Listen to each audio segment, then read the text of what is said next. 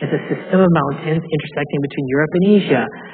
This is all the width, the elevation, the height. It covers Georgia, Russia, Azerbaijan. And did you know that the Caucasus Mountains are known for the high amount of snowfall, although many regions which are not located along the windward slopes do not receive nearly as much snow. So basically, it's a very unique demographic of land. Okay? The Greater Caucasus Mountains are right in front of you, and I want you to focus in on this pin right here. What is that area? This area, if you look between the Greater Caucasus and the Lesser Caucasus, what the Quran said, حَتَّى إِذَا بَلَغَ بَيْنَ السَّدَّيْنِ, when he reached between the two paths, the mountain range is here, and the mountain range is here. In between is what? A path. Anyone see that path?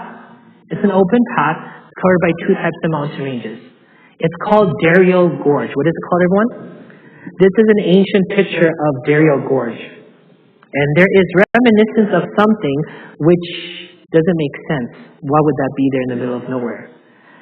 If you look according to Google Earth, the Dajjal Gorge is located in a very strategic location of the Caucasus Mountains, where the height is such that it's practically impossible. It is in this area that I believe that Qarnain blocked them off. He blocked them off.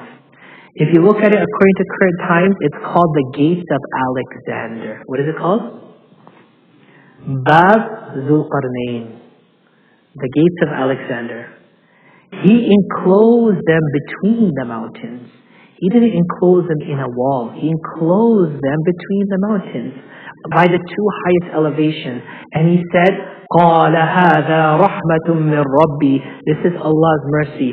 فإذا جاء وعد ربي, when Allah's command comes, جعله دكا. Allah's gonna open. وكان وعد ربي حقا. And my Allah's command is the truth. That is why Qarnain cannot be Alexander. He's talking about Allah. Alexander is known for his connection with Zeus and all these things and paganism, basically. In ancient maps, you will find the area called Dajjal Gorge. It is documented. It's in the northern part of Georgia. And there are ancient drawings depicting the fact that that wall was built there. Okay? Everyone's with me? Now, what we learned in this slide is that Qarnain is mentioned in the Quran 3 times. We learned that he cannot be Cyrus or Alexander. We learned that he is a man of his own making. We learned that he built a wall and he enclosed the bad people, right? A bad type of people.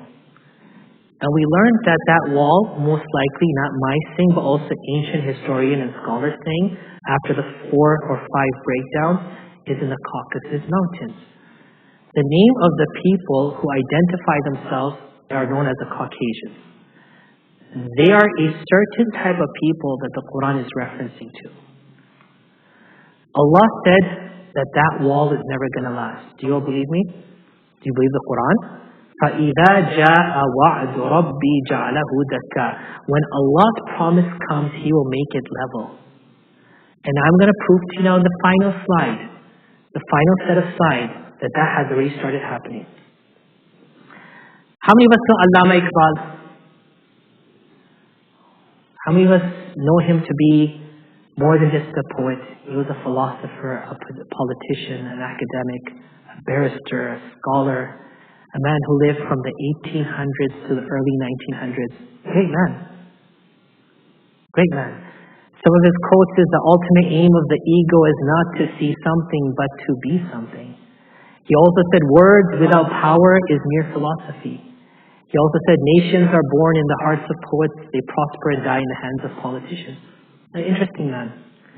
This is one of his poetry.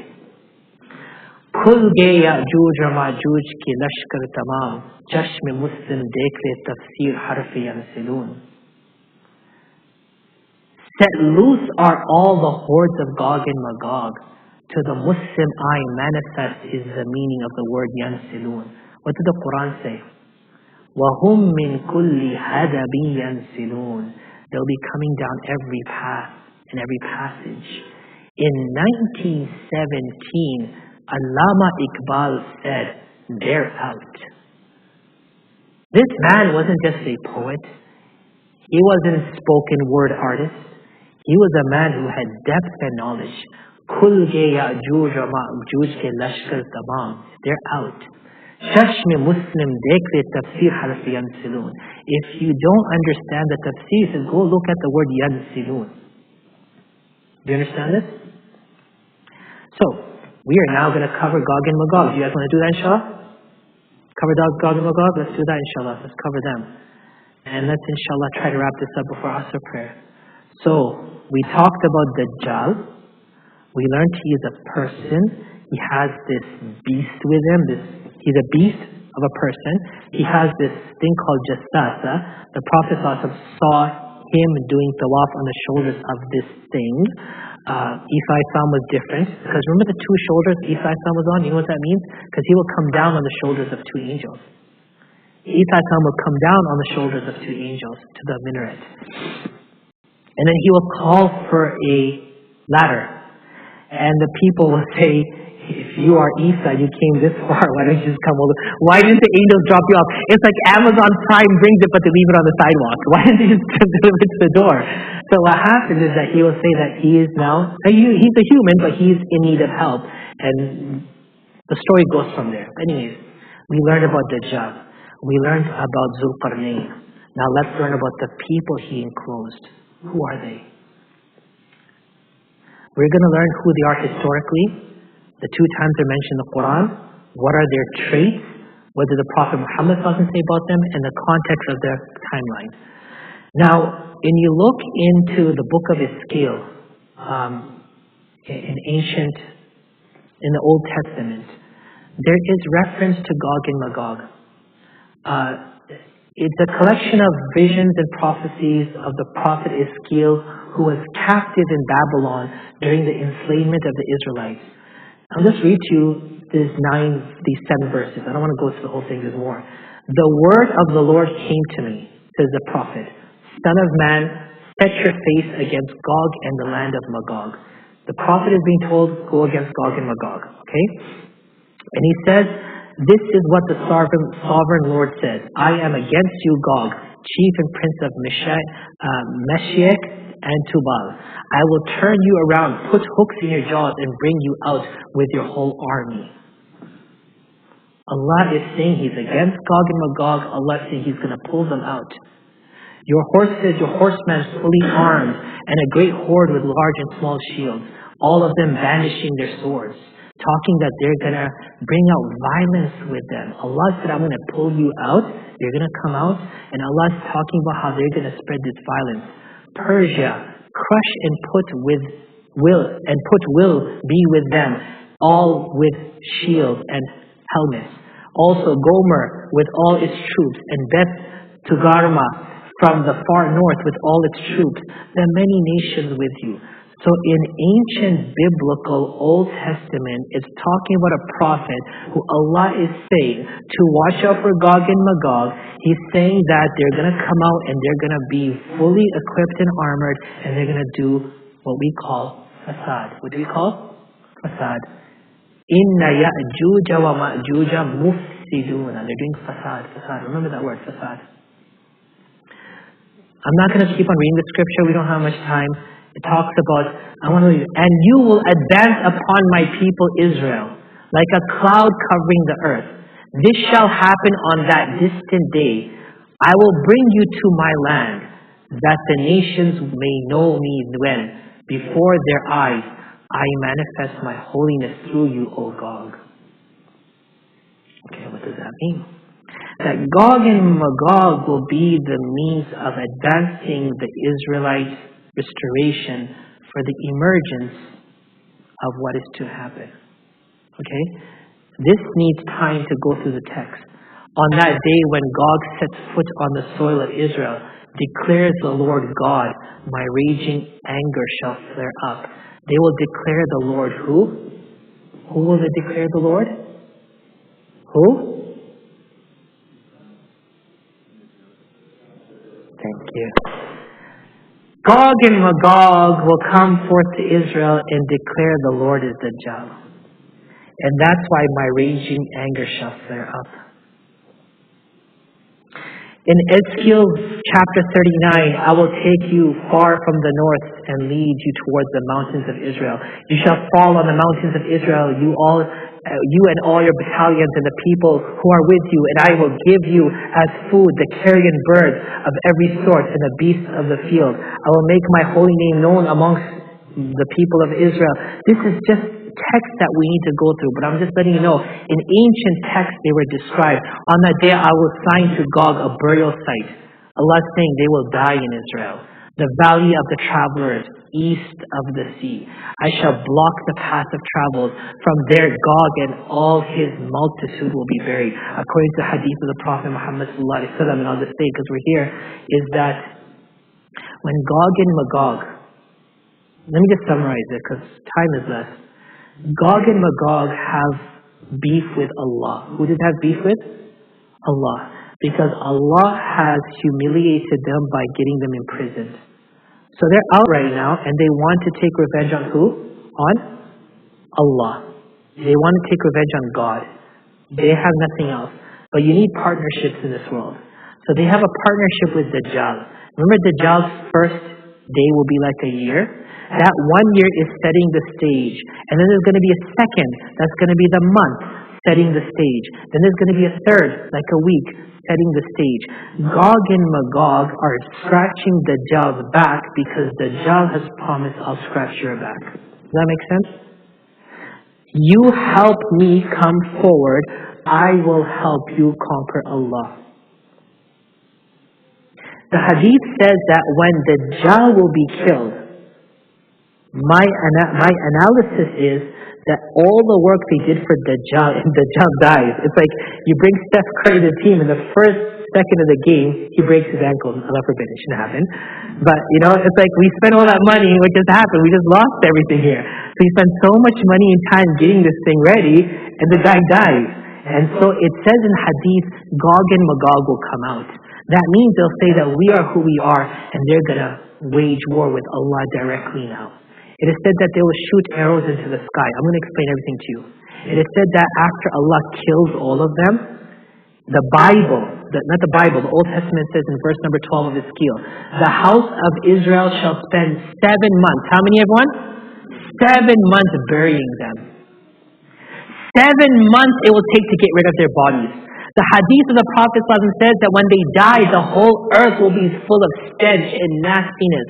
And Allah will send the birds with necks like you've never seen. And they'll be eating up their bodies. Or that the water will come and wash up the earth. This is going to be a lengthy process. And Isa alayhi salam and the believers will be standing in a mountain waiting because Allah will tell them, get out, this is happening. The final war with Allah. Their beef isn't with the people. Their beef is with Allah. And they're using everything that they're doing to prove it to Allah. So, let's go on here. It says that there will come out 1,000 years after they were enclosed. We're looking at 1600s, 1700s according to my calculation. They will go out to deceive the nations in the 4 corners of the earth. This is still the Bible, the Old Testament. Sorry, in the New Testament, the book of Revelation, it says they will go out to deceive the nations in the 4 corners of the earth, Gog and Magog, and to gather them for battle. In number, they are like sand on the seashore. Gog and Magog are going to go out and deceive the entire world to create an enemy to cause a unified war. Their job is what right now? Deception. What is everyone? Because their deception will allow the deception of Dajjal to happen. If their deception doesn't work, Dajjal's deception is not going to work. So the Bible is saying this in the book of Revelation, that they're going to go out and take over the world. And they're going to deceive the people to believe something so that they can come together for a battle. Okay? I'm going to pass on this. There's a lot of Bible and a lot of stuff happening here. It talks about some things about these people that one of the things about their facade is that they practice human cannibalism. Something about Goth and Magog, as it's written in Alexandrian Roman seas, is that there were such people that were cannibals. people who had some real weird things that the regular world was not accustomed to. In classical history, most scholars and historians point their finger towards a type of people that actually align with the people that we are talking about. Again, this is now history. I'm going to have to pass over history. And inshallah, if you join the class, you will be able to go through this. The Quran talks about Dzul Qarnain and everything else. So remember, we showed you the place. The reality of them is that they constitute 9/10 of mankind. And they're not beasts or animals. See what's in our head? We are told they're like these ants. They're going to come out like termites. They're going to come out like monsters. Brothers and sisters, Gog and Magog are not animals. They're not aliens. They are human beings. Because the hadith says, the Holy Prophet ﷺ said, Ya'juj and Ma'juj are the children of Prophet who? Adam alayhi salam. And no one will die until 1,000 are born to him. Meaning that they will multiply and they will come in multitude and they will continue to influence. Allah's Prophet ﷺ said, Allah divided mankind into 10 parts. How many? 10 parts. 9/10 of them is Ya'juj and Ma'juj, and the remaining 1/10 is the rest of mankind. And they were the Prophet Nuh alayhi salam's progeny. They're the children of Adam alayhi salam. Prophet Nuh alayhi salam was an alien, yes or no? Was Prophet Nuh alayhi salam an alien, yes or no? Was Adam alayhi salam an alien, yes or no? So get this thing out of your head, the Ya'juj and Ma'juj are some type of aliens or things coming out of the ground. They are human beings. Can we get that straight? Okay. Allah talked about them 2 times in the Quran. How many times, everyone? Twice. And the first one we covered. Inna Ya'juj wa Ma'juj mufsiduna fil ard. They're complaining, they're causing fasad. This is talking about the trait. What is it talking about? The trait. If you want to know someone, like we know friends, we say, that guy talks a lot, or that guy eats a lot. We try to put something with that person, right? Or that guy is a real good soccer player. You connect something with them. Allah is saying that if you want to know about Ya'juj Ma'juj, they are mischievous, chaos people, right? What about their timeline? Allah talked about it. Surah number 21. Write it down if you're doing your notes. Verse number 95 and 96. وَحَرَامٌ عَلَىٰ قَرْيَةٍ أَهْلَكْنَاهَا. Let's go through these word by word. Wa means what?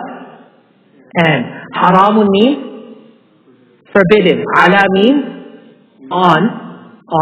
Ala on. Qaryatin means town or village. Ahlakna, we destroyed. Ha, it. Annahum, that they, la yarjun, cannot come out. It is haram on a town that we destroyed that its people cannot come back. What town was that? What town was it? Jerusalem. Didn't we just read it in Dzul Qarnain? The town of Jerusalem and its people were destroyed how many times? Twice. The Quran told you twice, right? And Allah said He may bring you back a 3rd time. But Allah said it's haram on its people to come back to Jerusalem. The Jews wandered the world. They didn't come back to Jerusalem. With Musa Islam, yatihuna fil ard. They wandered in Egypt for how many years? 40 years. 40 sanatan yatihuna fil ard. For 40 years they wandered. What, are they crazy? Put on your GPS, put on your waves, straight. Cross the Red Sea. No, you couldn't go. Allah forbid you from moving. You couldn't go that way. There was like a curse. You couldn't go there. Allah is saying it's haram on Jerusalem, the town that we destroyed, that the people of Jerusalem cannot return حتى إذا فتحت يأجوج ومأجوج, until Gog and Magog come out. So if the people of Israel are returning to Israel, know that Gog and Magog has come out because Allah is saying so. Do you understand? The timeline is that when you see the people of Israel returning to Israel, know that Gog and Magog is out. And know that the deception is happening to prove the legitimacy of the return. And know that this is Allah's command, it's going to pass. And know that it's not something that Allah is doing to harm you. It's something happening because you deliberately harmed yourself. We let go of the Quran, Allah let go of us. End of story. I'll get your question again. Let me just get to inshallah. Fasad in the Quran is corruption, depravity, deprivation, deterioration, denigration, meaning something which is established to break it. We are living in a world right now, fasad, where countries are being broken, where systems are being uprooted, where people are being changed. We're living in a current system of fasad. Yes or no? Fasad means something is stable, you're coming and messing with it. That's exactly what fasad is. Mufsiduna means the spoilers, the people who actually do that. Now, if you want to know about the people of the Caucasus who were causing that fasad, what are some of the traits of these people who will come out and create this atmosphere of fasad? I've summarized in a few of these things. Number one, they're very unclean people. They don't believe in hygiene. They're very immoral. Did you know in Canada women could walk naked? Did you know that? In Canada, women could walk topless. You're living in a time of immorality. If a man could walk outside with his chest showing, why can't a woman? They will come out and create a system of their nastiness and normalize it till the people who have modesty will say, how come I can't do that? What's wrong? The world is doing that. They are cannibals. They are pedophilia. They're pedophiles. You guys know about the recent case up in New York? Do you ever think why in America, the most beautiful and secure country in the world, has the largest number of child trafficking and missing children? Walk into Walmart, and on the wall it will have the names of missing children. What's going on? What's going on in our world, brothers and sisters? Ask yourself that question. Incest. The reason why I understand the abortion rights activists' way of their angle of approach is because most of the cases of abortion are incest. I'm not going to expand on that. Adults should know what that means. It's a sense of interbreeding, your own daughter. This is happening. It's our world right now. Believe me. They like to kill wildlife and kill animals. They have a belief in murder and killing and warfare, destruction of the land and the earth, savagery, barbarism, raiding and looting, self-supremacy, nudity, pornography. This is all part of them and their system. Kidnapping, pimping, prostitution, obsession with walls, tunnels, bunkers. They build castles and forts. They love weaponry.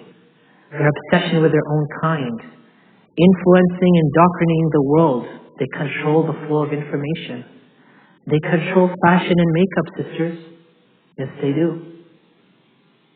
They believe in torture, slavery, master mentality. Is a picture coming in your head now? Is there a picture coming in your head? The history is a history because the history is a history. It's all there. These were the people that the people of the Caspian Sea and the people of the Black Sea, could you put these guys away, please? These people are crazy. We are a people who believe in morality. We believe in raising children, not killing children. We believe in peace, not war. But they have successfully done their work, yes or no? Let me give you one example. Fashion industry is big, isn't it? And Muslim women are right now entering the fashion industry with hijabs, right? But I'm right now studying high heels, the concept of high heels, where this originated from. Because to me, medically, it's really counter logic for a woman to walk in high heels. Your feet are not made for that, right? But it's a fashion. And so is exposing your chest. And so is exposing your thighs. And so is exposing your body figure. The people who control the fashion industry know exactly what the pig is, and they're making us into pigs, and we're becoming pigs. Look at the foot of a pig. Look at the foot of a pig. And the trending color of the pig is the blonde hair. I noticed that first when I was in India and I was coming to Delhi from Mumbai. And in the morning the train was pulling up to Delhi. And I saw the pigs of India, and they were blonde hair. I said to myself, I thought pigs were just pink. I'm not going to speak more. Put two and two together. In the last few years, we are noticing, and I'm sure everyone is very concerned, that snow leopards, cheetahs, lions, elephants are just being killed. Yeah? Allah's Prophet ﷺ allowed us to hunt, yes or no? But He said eat it. Use your dog. Hunt. Eat it. You don't eat an elephant.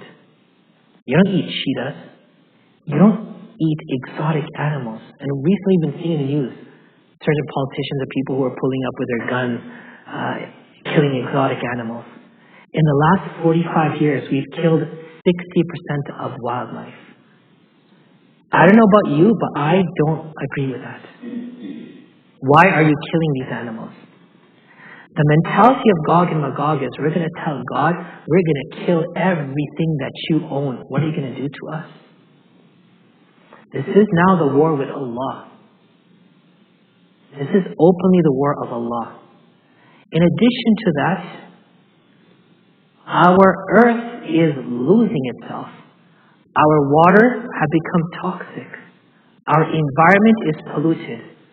America was shipping its recycled bags and goods to Philippines, Malaysia, and these countries. They're now sending it back to us. The waters have microscopic pieces of plastic. Our earth is on the point of no return. The environment is in a crisis. This is happening on purpose. It's not by mistake. Oh, we created plastic, let's stop. No. There is a reason why this is happening. And you can advocate against it as much as you want. You're not going to succeed. But you know how you're going to stop them in their tracks? Surah Kaf.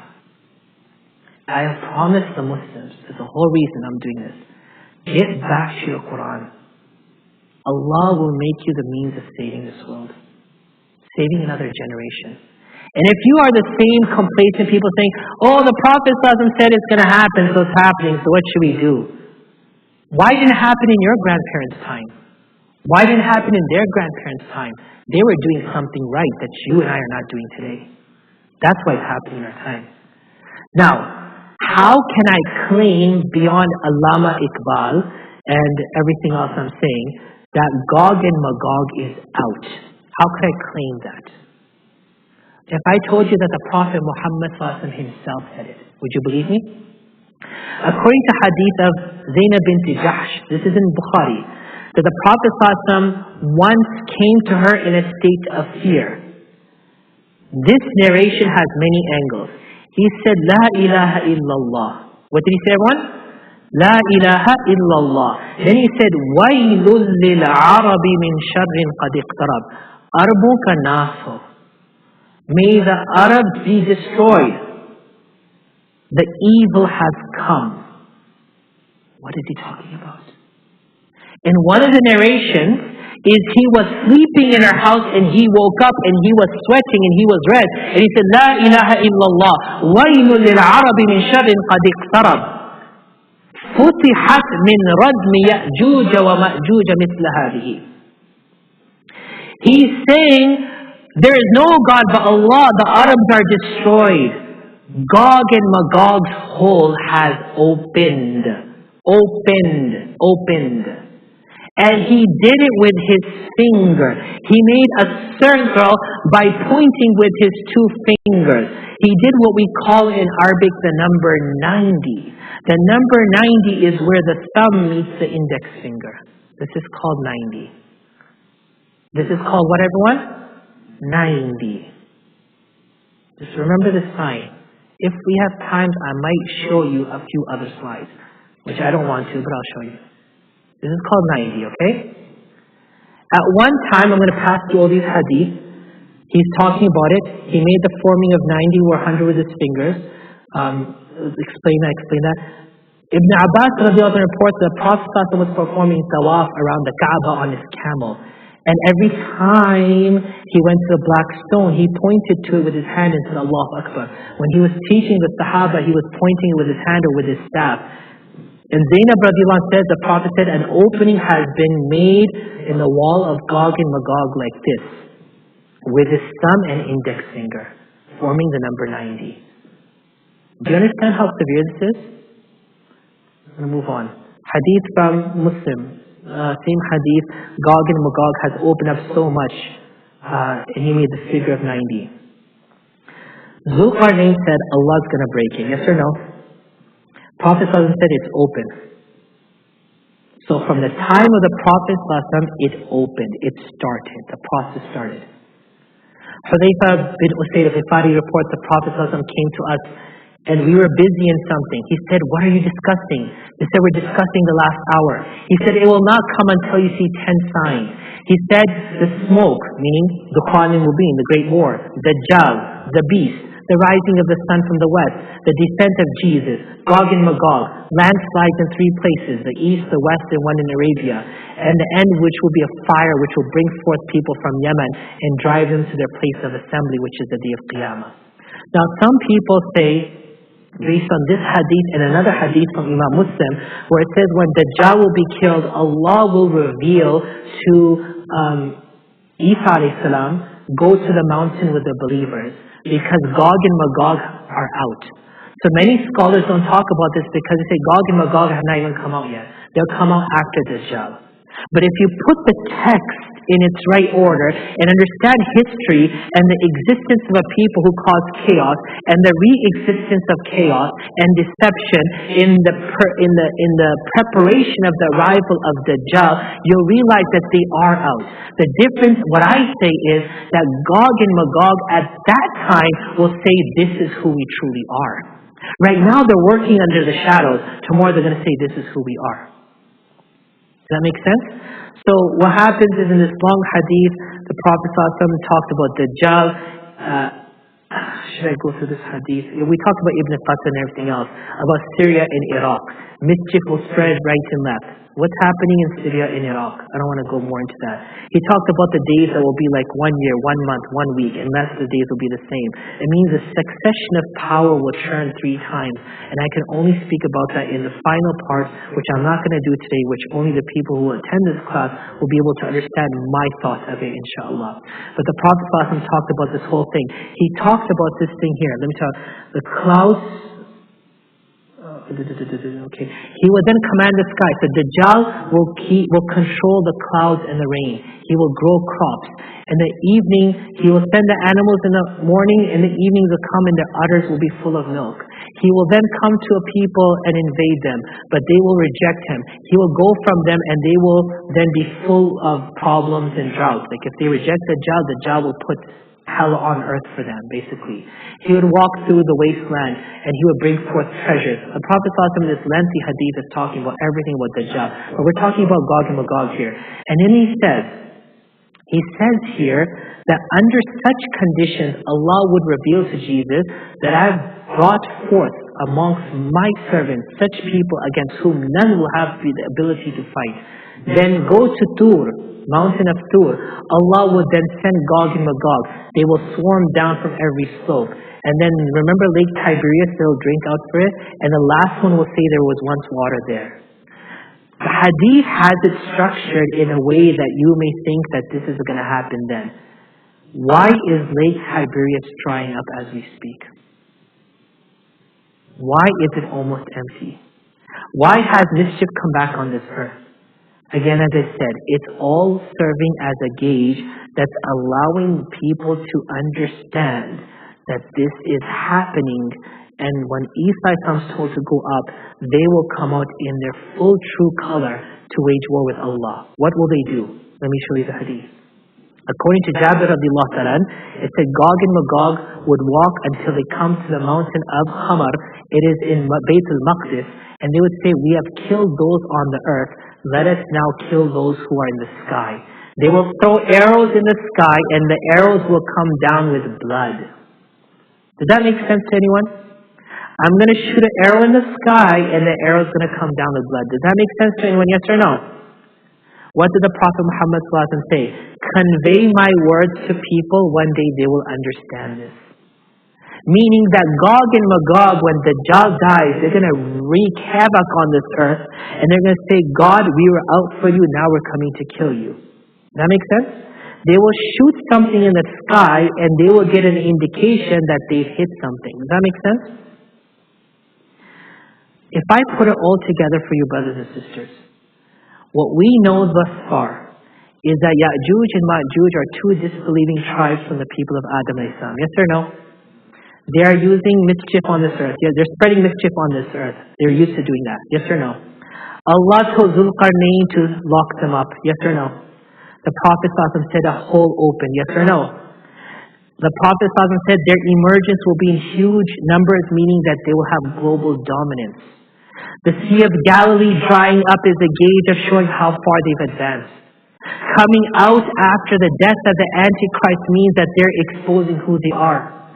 Killing the inhabitants of the sky means they're at war with Allah. And you know that thing of killing Allah, the arrows? Have you guys heard of Space Force? It's not a joke.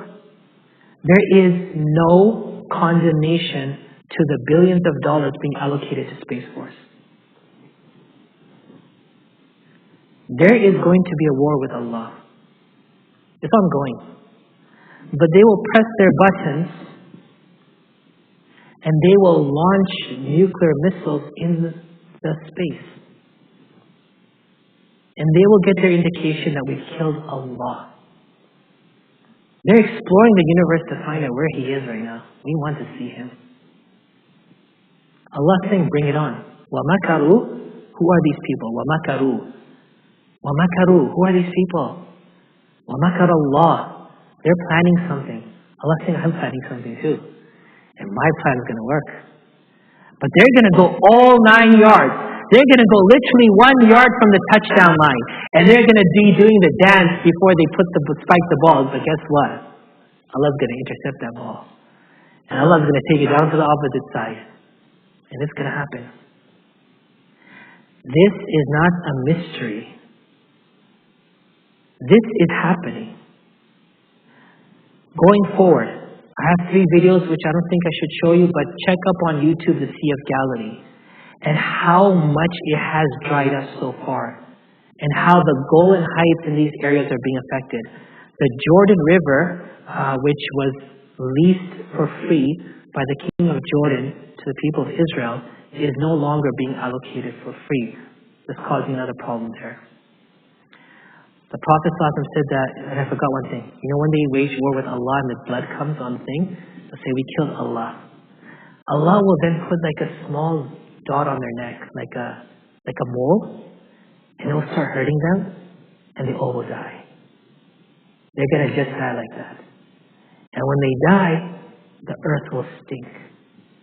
And Isa Islam and the people will be told to stay away. That's when it will take, as the Bible said, 7 months to clean up Israel. That's where it's all going to go down. 7 months to bury those bodies. So as I say, and I think we're almost done here. Strike 3 is in the making. Strike 3 is in the making. Strike 1, who was it? Nebuchadnezzar. Who was strike 2? The Roman Empire. Who's strike 3? It's happening right now. Allah said, it is expected. Asa. It's expected. Your Lord expects that He may have mercy upon you. If you repent and do good, Allah sent you the Prophet who can deliver you from exile and bring you back to Jerusalem. The Prophet Muhammad ﷺ can do that for you. Allah sent the Prophet Muhammad ﷺ and before that Jesus ﷺ for them to be the believers and for them to enjoy Jerusalem. It's for everyone. But when you rejected Muhammad sallallahu alaihi wasallam, you rejected Isa Islam, and you're adamant to do your ways, Allah is saying, I gave you the mercy. It's like, I could exit from here, or I could go upstairs and jump out of the window. That's up to me, right? But Allah said, I'm giving you the door. You can use the door, but they don't want to use the door. Allah is saying very clearly, I sent you the Prophet of mercy, accept the Prophet of mercy. Umar bin Khattab already got the keys for you. It's yours. But وَإِنْ عُدْتُمْ, if you return to your sins and wickedness, we will return to punishment. وَجَعَلْنَا جَهَنَّمَ لِلْكَافِرِينَ حَصِيرًا. And those who reject us, Allah has made Jahannam their prison bed. So now, in reference to the wall between the mountains, and Magog and Magog are a people, and Magog and Magog were actually put in that wall. Everyone's with me? And that Prophet ﷺ said it opened. Remember the sign, it opened. Every one of us made this sign. Remember we used to do this? Okay. Everyone used to do this? You know what this means? Does anyone know what this means? Thank you. Louder. White supremacy. This is a symbol of white supremacy. We all grew up doing this. It is exactly the people of that land who are doing exactly what the Prophet ﷺ told us. It's happening. My timeline here is the following. When the Prophet Muhammad ﷺ said every prophet warned their people of Dajjal, and even who did? Nuh alayhi salam, right? So let's start from Nuh alayhi salam. When Nuh alayhi salam was a prophet, after him came Dawood, and Dawood then came Sulaiman, just cutting through. Dajjal was introduced at the time of Sulaiman alayhi salam. Okay? Dajjal was introduced not too long after Gog and Magog was introduced. But then came Qarnain, and he locked them up. Everyone's with me here? Then came Isa alayhi salam. Then came Muhammad sallallahu alayhi wasallam. Everyone say sallallahu alayhi wasallam. But then Muhammad sallallahu alayhi wasallam told us the Gog and Magog is coming out. And then during the time of Muhammad sallallahu alayhi wasallam, Tamim Dari said, I saw Dajjal. Yes or no? And then what happened? Gog and Magog and Dajjal formed their alliance. Because they're out. Dajjal is there. Alliance is formed. Work is being done.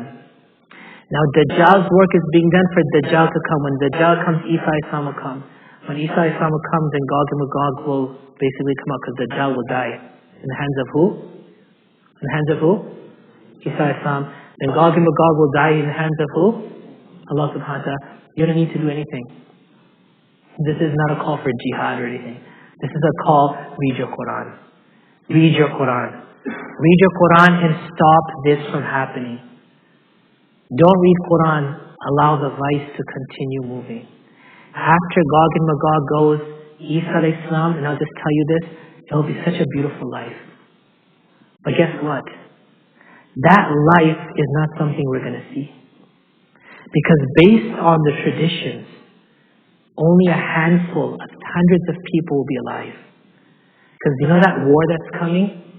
Most of the world will perish. We are right now reviving the nuclear race in this world. Yes or no? It's a nuclear race. And if not even half of those nuclear bombs go off, this world is done. The question isn't obliterating the earth. It's to tell Allah, come on down so we could show it to you in person. Understand this. But when Isa alayhi salam comes, the Christians want him. The Jews expect him as a different form, which is Dajjal. The Muslims should not anticipate Isa alayhi salam. You know why? Because when Isa alayhi salam comes, that means you and I failed. He's coming to clean up your mess. So keep messing up the world. Keep separating your masjids and fighting and tribalism and racism. Keep doing it. Isa alayhi salam, if you're alive, will come and slap you on the face. What's your problem? When Isa alayhi salam remains, it is said that a pomegranate, he will get married, he'll have children, he will live approximately 30 to 40 years, he will die, and he'll be buried next to Rasulullah in Medina Munawwara. That space, even said by Aisha radiallahu anha, is saved for Rasulullah, for Isa alayhi salam. It's already in our tradition. Our deen has told us what's going to happen. And so, when Isa alayhi salam will be buried, then the world will go down to the DOJ, Department of Justice, or the Day of Judgment. That's the final decline. But when those years that Isa will be alive, there's going to be 7 years of goodness.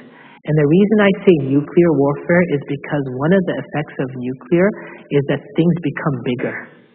Have you noticed that? Like, if there is a nuclear land where there was nuclear waste or something, vegetables and fruits have this weird, they're bigger. Huh? Radioactive fallout, thank you. And it says in the hadith that one pomegranate will last for a family for a month. And its skin will become a roof of your house. So how does that happen? To me, it's radioactive. To me, it's nuclear warfare. I am telling you my theory, you know why? Because I've learned that we need to start thinking about our text. We need to start researching our text. We need to start extracting, as Ibn Abbas extracted from Idha Ja Nasrullah, that, oh Muhammad Sallallahu Alaihi Wasallam, Allah is telling you, you're going to die now. It wasn't written there. It was taken from there. So that being said, yes, brother?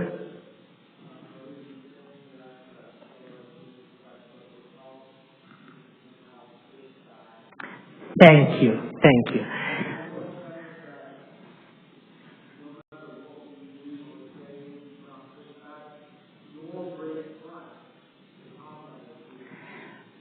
فَإِذَا جَاءَ أَجَلُكُمْ لَا تَسْتَأْخِرُونَ سَاعَةً وَلَا تَسْتَقْدِمُونَ means your death.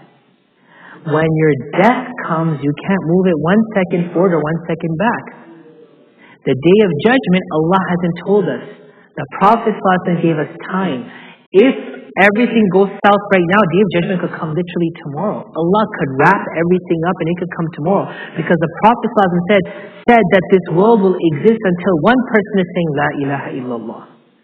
What this means is that we have the ability through our deeds to push Qiyamah forward by pushing these evils forward, by pushing these signs forward. But when we stop doing it, we're giving power to the evil, we're giving space for these signs, and because of their advent, the signs of Day of Judgment is coming. People say Qiyamah is around the corner. Qiyamah is nowhere around the corner.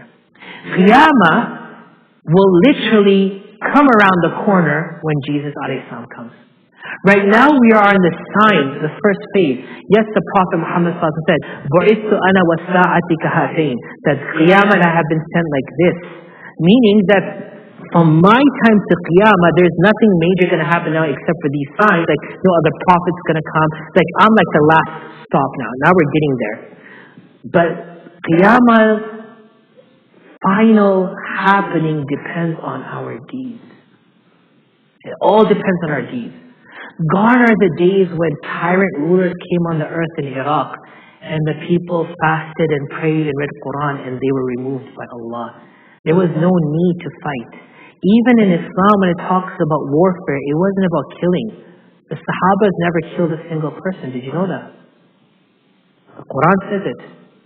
وَمَا رَمَيْتَ إِذْ رَمَيْتَ وَلَكِنَّ اللَّهَ رَمَى. When you were shooting and when were you picking up your sword, Allah was doing it. It wasn't you. Allah is telling us He's in command. But when Muslims, the first crime we did, we took Allah out of the equation. I'll do it. I'll save Palestine. I'll stand up for people's rights. The Prophet ﷺ never said I. He said, La ilaha illallah wahda, nafara abda, azza junda, hazam al-ahzaba wahda. Allah did it, I am no one. Today we all think we're someone. And that's our first failure. You know what that led to? The second failure. Moving away from the Quran and Sunnah. These crazy scholars, bearded mullahs, they know nothing. Well, guess what? They know nothing. We know nothing. We're not part of this world, unfortunately. We just came out of a cocoon a few days ago, and we drank some Mountain Dew, and we're high right now, we're giving khutbahs. No, guys, come on, wake up. The people who did it that time actually saved the world.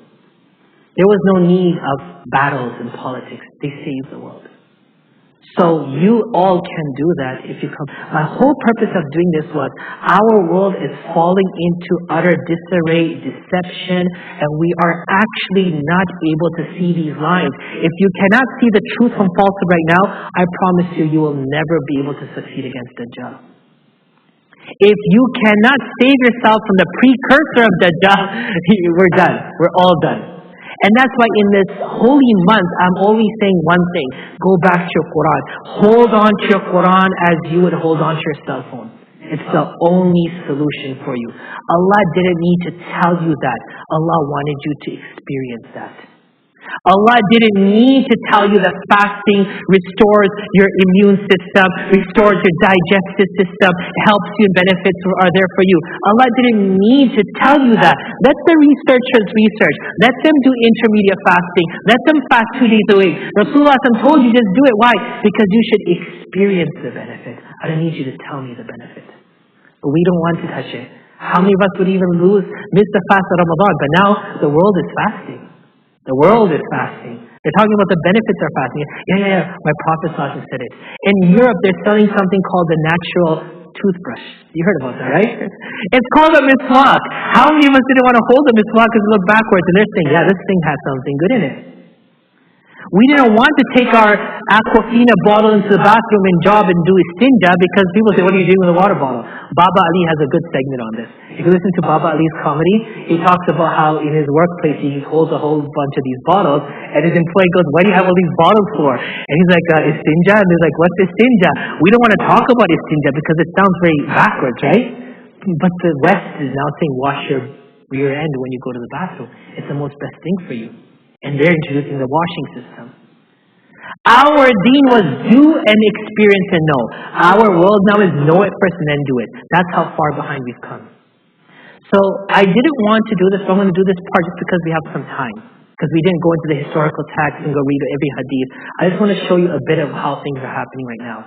And how the Prophet Muhammad ﷺ was actually, from the first message, warning us about Gog and Magog. I believe the Prophet Muhammad ﷺ's first message was to warn us of Gog and Magog. And I'll show it to you how. Now, right now in our world right now, brothers and sisters, if you watch news coverage, you see two different angles to one and the same story. Yes or no? Turn to Fox News or CNN. Two different stories. Same thing, right? Two different stories. Is this a joke? Yes or no? Is this a mistake? Yes or no? This is planned and deliberate. There are two audiences in our world right now. There are two audiences in our world right now. And each audience has their understanding. And one of those audiences is really getting famous now. And they are picking up enough momentum that you will ask yourself, am I on the right side of history or not? Okay? I want you to remember this. It's very important. This story of this whole thing that I just summarized for you goes back to this place. What is this land here, everyone? This is called Jerusalem. The land of prophets. The land of the Prophet ﷺ's Mi'raj and Isra and Mi'raj. The land where the Buraq was tied. The land where all prophets except 5 came to. The land where Allah says, Barakna hawlahu. We've blessed it in its surroundings. When we say this was the world, this was the world. This was everything. This is the center of the earth. This is called the Dome of the Rock, and this is called the second Masjid al-Aqsa. Sorry, the third. The first one was destroyed, so they built one. The second one was destroyed, this is the second one there. So this is the second one after the initial construction. It's the second rebuilding, and the third rebuilding will occur. Now, remember I told you on my chart that after Sulaiman alayhi salam came Dajjal? You saw that chart? How could I prove that? Allah subhanahu wa ta'ala says in chapter 38, verse number 34, وَلَقَدْ فَتَنَّا سُلَيْمَانَ. Verily we tested Sulaiman alayhi salam. وَأَلْقَيْنَا عَلَى كُرْسِيِّهِ جَسَدًا. We put on his throne a body. Okay? The Israelite interpretation of this verse is as follows. Sulaiman alayhi salam wanted to have children. So that night, he slept with 99 of his wives. But none of them conceived. And in the morning on his throne was a lifeless body. So people say, was it aborted, a miscarriage? No, you cannot have that baby that fast overnight. Everyone's with me? He wanted a child, he wanted progeny, but the next morning there was a body on his throne. His father David, because when you hear all this stuff about current politics, you hear David and Solomon, the third temple of Solomon, the land of David, King David. It's all going back to the history I'm asking you to read up on. This is a history you need to know. We all need to know. Because David alayhi salam was the king. He established Jerusalem. Sulaiman alayhi salam established the capital building, which is Masjid Aqsa. So as he came to his throne, he saw a body. I ask you, you want a child. You can't have a child. Because Allah says, right? He gives some boys, some girls, some both. وَيَجْعَلُ مَنْ يَشَاءُ عَقِيمًا. No children. Children are Allah's blessing, yes or no? Yes or no, guys? Come on. Right? It's His gift. So if you can't have a child and you adopt a child, you love it. You love the child, right? Because it's yours. Imagine he found a child on his throne. He should be happy. Hey, I got a child. But the Quran says, ثُمَّ أَنَابَ. He turned to Allah. قَالَ رَبِّ اغْفِرْ لِي. He needs tawbah. Why are you asking Allah for forgiveness? You should say, Alhamdulillah, right? Alhamdulillah. But he's saying, Astaghfirullah. What is he saying, everyone? Astaghfirullah. Why is he saying Astaghfirullah for? I think the answer is that body. Who is that body? Sulaiman alayhi salam sees his throne, and there is a body on that throne. Who is that body? Tell me, who's that body? Say, Dajjal. And I'll tell you why it's Dajjal. Huh?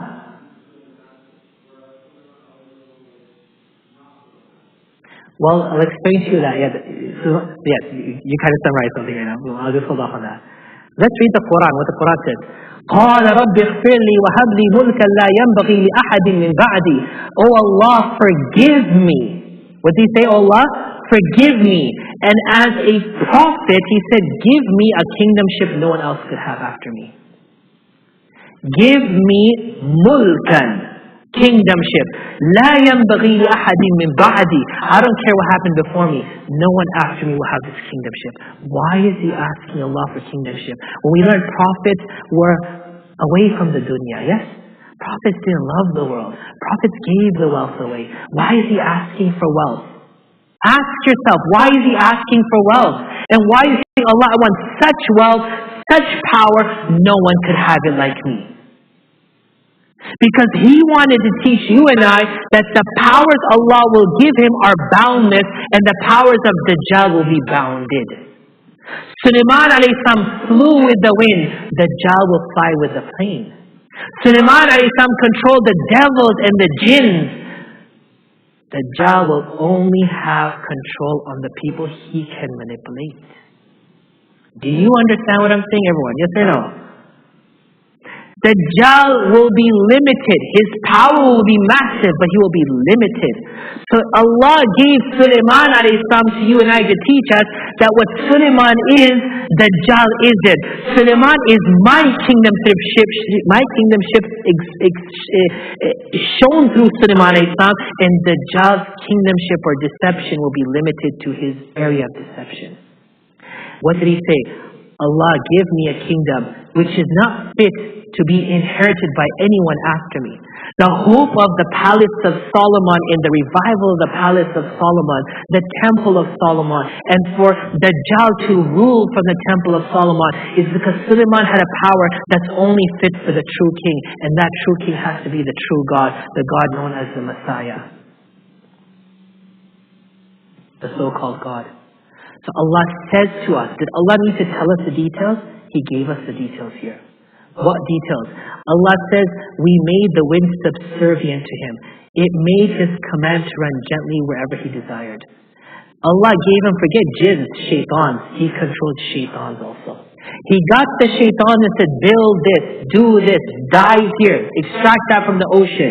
What we know today about extracting from the ocean came from the Quran. Because Allah tells